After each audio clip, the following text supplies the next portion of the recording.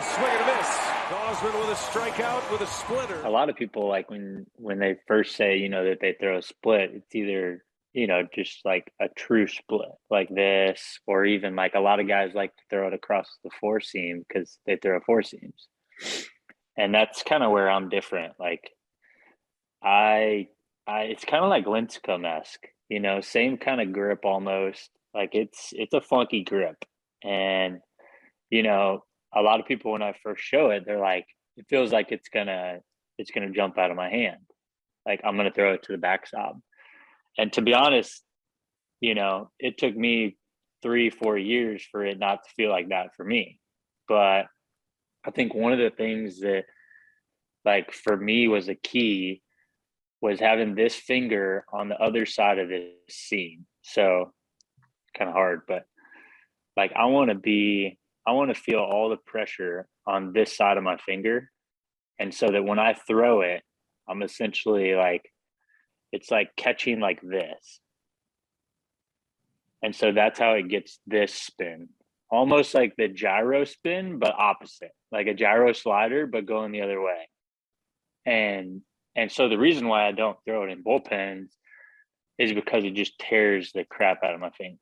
Like if you ask anybody who's played with me, I mean, I have a huge blood blister every single game, probably half of a dime size blood blister. And the bigger the blister is early in the game, the better my split is going to be. So if I'm in like the second inning, or especially if I'm in the first inning and I get a blood blister, it's like, all right, like splitter is going to be on today. And so it's just kind of a key because like that's how I get that. Like the last thing that's touching is this side of my middle finger. And that's why, like, consistency wise, it goes this way more than it does this way.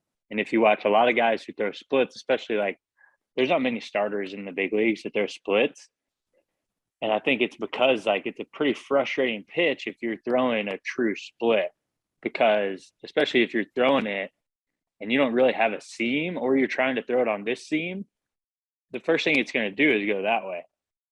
And so like the first thing I always tell guys is like, mess with where your finger is going to be, because, and it's going to feel weird because every pitch you throw, you're used to the seam coming off going this way. A slider, you're going to feel that. Even like a four seam, you're going to feel that essentially. And so unless you're like, like some sinker guys will kind of talk about feeling it on the inside and it rolling that way. And I honestly think that's why Webby's changeup is so good, is because, it essentially is like, if you looked at his grip, like it's like a funky, like it's almost a split, like he's got a funky grip. And Let's hold that up again, Webby. Yeah, that is pretty very split. So my last, like Kevin said, the feeling I want to get is it coming off my middle finger every single time. It's like that's the last thing I want it to touch. And so like some days, like when my split's really good, I can hear like if you can hear it on the thing, like you hear that.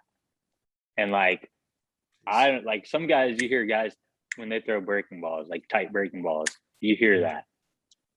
But the only pitch that I hear that on sometimes is my split. And that's because like, and another thing is like a big key for me, kind of hard to show. The thumb position is weird too. Like it's crazy. Yeah. So that's another thing. Like I'll move my thumb according to kind of like if I want to throw it for a strike and it like me feel pretty confident in it being a strike, it's going to be more like here. But if I want to throw like a nasty split that I am never trying for it to be a strike, I'm like almost tucking that and pushing it against this middle finger. And so making sure that the last thing that it touches is this side of my finger, like right here. And then that's how you get like, but I think the biggest thing is like nobody really throws a split on the two seam like I do. Like everybody I've really ever talked to, they throw splits across the four seam or like this, And so, and it's funny, like, shout out to my JV pitching coach in high school who taught me this, because if he wouldn't have taught me this, I don't know where I'd be, you know? And so he taught me that grip. And, you know, when he first taught me it, it was like thumb under completely and like that. And then just over time, it morphed into, all right, like I can really cut the speed if I move my finger down. And then, all right, if I put pressure against this finger, like I can throw it even harder and it's going to move a crazy amount. And so, you know, over the years, but it's definitely a pitch that, you know, it took 3, 4, 5 years to really, you know, I've been throwing it since high school, but really until like college. You know, my last year at LSU, it was like, all right, I feel pretty confident in this, you know, and then it's like any pitch. I mean, the more you throw it, the better you're going to feel with it. So as my percentages of throwing it have gone up, it's just gotten better and better. Did you think he was crazy when he first showed you that? Because that is the oddest split grip, and it's kind of weird. I mean, it's awesome that a JV coach, or would you say JV coach, was it? Or yeah, was able to like influence your career like that. Like you own part of your salary. Yeah, I really do. And you know, watching. another thing too is like a lot of guys throw splits with just like a true split, but like for me, like having these fingers on the side, I think it just makes sure that this is what it's going to come off of. Whereas I think if this is down here, you know, it almost has like more tendency to go and touch your pointer finger.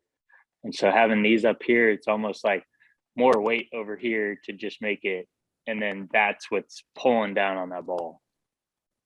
And that's probably why it's so hard to like, even if you zoom in on your hand when you get your grip, I can't distinguish that from your changeup just by grip. What is the difference between your changeup and your split grip? I mean, if you're looking at like numbers wise, I throw my split a little harder. You know, my split is anywhere though, like, what are you doing to make that happen? Oh, okay. So I just throw a straight circle change. I mean, it's pretty simple. Like I said, like I want to be able to throw this like a fastball and it look like a four seam and just be 10 miles an hour slower. You know, and I feel pretty confident in like being able to throw this. And I really just try to throw it with these two fingers, you know, and then just kind of let this like be there for the ride. So you're not pronating that particularly. You're just trying to keep those fingers behind it and throw it like a four seam. I never try to think pronate on anything. Unless I'm like this year, I mean, sometimes I would mess with you know, the Scherzer or the Strasburg changeup, you know, the two seam. And I would throw it in bullpens, just having fun with it. And you know, even I think Scherzer throws this too, and he talks about, you know, kind of doing that. Yep. But even still like this, I just try to like throw the crap out of it. And, you know, like you said, like some guys are really good at pronating, some guys are really good at the other way. Like I can make my hand go this way really easily for whatever reason. But that's why I struggle throwing a breaking ball, is because it's harder for me to do that, you know, and like you said, there's only a couple guys who can really do both, you know, really well. And it took me a long time to figure that out. I mean, I had years and years of, you know, all right, is it a curveball? Maybe I can throw a curveball. Nope, can't throw a curveball. Like, you know, and now I have I would say my slider is a lot better than it used to be. You know, it's just a little spike, you know, a simple kind of like spike a little bit.